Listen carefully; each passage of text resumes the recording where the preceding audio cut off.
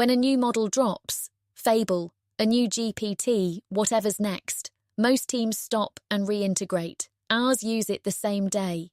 Here's the architecture that makes any model a drop-in.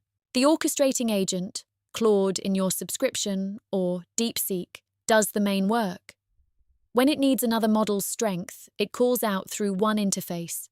The other model answers. Then the orchestrator picks the work back up. The external model is a callable specialist. It never takes the wheel. Under the hood, it's one client. A model is just a config row, an ID, a provider, and which key to use. You call chat once, and it dispatches to Anthropic, OpenAI, Gemini, or xAI. DeepSeek runs on Anthropic-compatible endpoint. Same code path, a different base URL. So adding a model is adding a row. The day Fable ships, that's the whole change. An ID, a provider, a key. And because the roster is fetched from our key service at runtime, it's often not even a code deploy. The agents can reach for Fable the day it's available. And we don't ship the whole conversation to the outside model.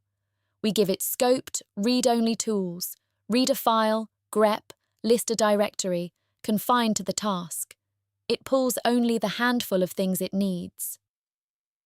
That's the context discipline lesson from earlier in this series, now applied across providers.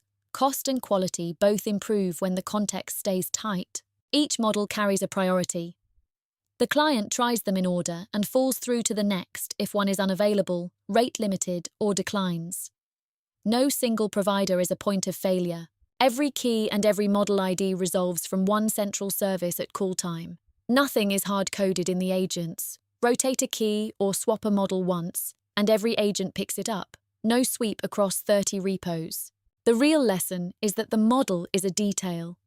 The architecture, one interface, config-driven, context-disciplined, is what lets you adopt the best model the moment it exists, instead of rebuilding every time the frontier moves.